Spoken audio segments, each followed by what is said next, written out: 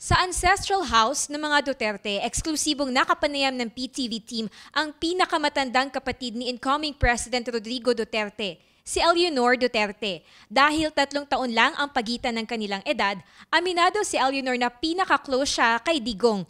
At ilan nga sa ikinuwento niya sa atin ay mga katangiang namana ng kapatid na si Rodi mula sa kanilang mga magulang.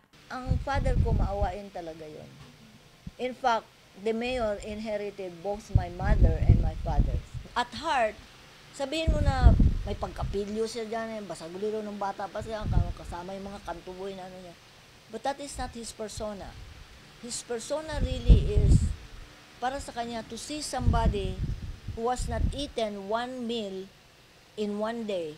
Masakit para sa kanya. He would give a shirt off his back if he knew that that person is dying of hunger.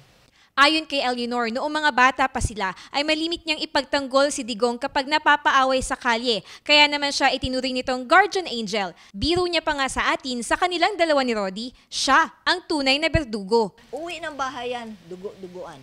Ano nangyari sa'yo? Nag-rumble kami ganyan. Bakit ka dugo-duguan?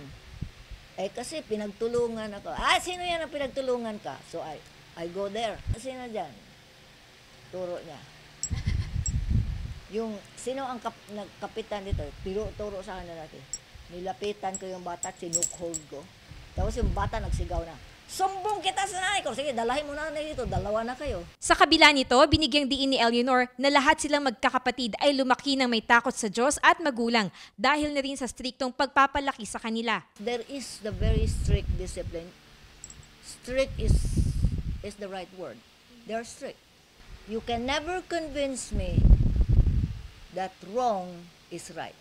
Sa huling bahagi ng aking special report, alamin kung paano naulit ang kasaysayan sa naging pagtakbo at pagkapanalo ni Rodrigo Duterte bilang ika-16 na Pangulo ng Bansa. Para sa Telebisyon ng Bayan, ako si Sweden Velado, Davao City.